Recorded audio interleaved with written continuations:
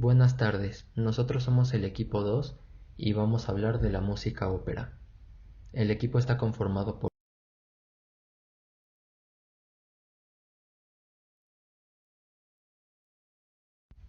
Bueno, comenzamos viendo cómo se define.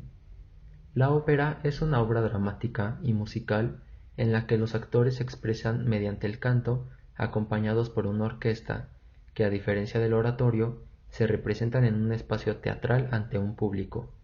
Existen varios géneros estrechamente relacionados con la ópera, como lo son el musical, la zarzuela y la opereta. La ópera es una de las manifestaciones artísticas más completas que existen. Se desarrolla como una obra de teatro en la que la acción transcurre en los recitativos, que son los momentos en los que los personajes narran la historia, y en las arias, los personajes expresan sus sentimientos y pensamientos. La poesía, música, canto y decoración en la ópera se unen entre sí tan íntimamente que no pueden considerarse una sin que se consideren las otras. La ópera es una imitación o representación teatral de una acción, con la finalidad de deleitar no solo al ánimo, sino también a la imaginación y al oído. La acción puede ser vulgar y común como la comedia, o ilustre y grande como en la tragedia. ¿Cuándo y cómo surge? La historia de la ópera tiene una duración relativamente corta dentro del contexto de la historia de la música en general. Apareció en 1597, fecha en que se creó la primera ópera, la Dafne, de Jacopo Peri. Desde entonces se ha desarrollado de forma paralela a las diversas corrientes musicales que han sucedido a lo largo del tiempo hasta nuestros días, ligada por lo general al actual concepto de música clásica. ¿Cuáles son los momentos más importantes en su desarrollo histórico? Barroco. La ópera barroca destacó por la escenografía complicada, ornamentada, recargada, con cambios repentinos y con complicados efectos lumínicos y sensoriales. Se empleaban numerosos decorados, hasta 15 o 20 cambios de escenario por representación. Comenzó el gusto por las voces solistas, principalmente las agudas, tenor, soprano, que conllevó de forma paralela el fenómeno de los castrati. Estos últimos eran niños que destacaban en el canto y que eran castrados antes de entrar en la pubertad para que su voz no cambiase. Así de adultos mantenían una voz aguda, cercana a la femenina, pero más potente, flexible y penetrante. También se introdujo el canto en vibrato, consistente en fluctuaciones de timbre, tono e intensidad, lo que proporcionaba mayor emotividad a la interpretación. Seguimos con la ópera veneciana. En la ópera veneciana tuvo una especial influencia el teatro español del llamado Siglo de Oro, especialmente Lope de Vega, perceptible en la confluencia argumental entre fantasía y realidad, camino iniciado con el Don Quijote de Cervantes, el abandono de las unidades aristotélicas, la convivencia de personajes cómicos y trágicos, las relaciones entre señores y siervos, el gusto por el enredo y por los disfraces y los personajes travestidos. En el ambiente operístico veneciano, estos rasgos se denominaban all'usanza spagnola. Ópera francesa.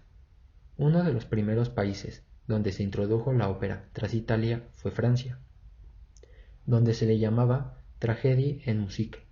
En 1645 se presentó en París la primera ópera italiana, La Pastoral, la Finta Pazza, de Francesco Sacrati. 2 años más tarde se representó el Orfeo de Luigi Rossi, que causó gran sensación. Pier Francesco Cavalli estrenó en París en 1662 su Ercole Amante, en el recién estrenado Palacio de las Tullerías, un encargo del cardenal Mazarino para la celebración de la boda de Luis XIV con María Teresa de Austria.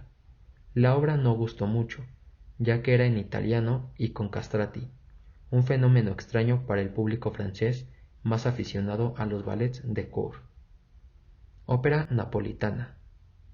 En la segunda mitad del siglo XVII, la escuela napolitana introdujo un estilo más purista, más clasicista, con argumentos simplificados y óperas más cultas y sofisticadas. Por entonces, Nápoles era una posesión española y la ópera contó con el patrocinio de los virreyes españoles, especialmente el conde de Oñate.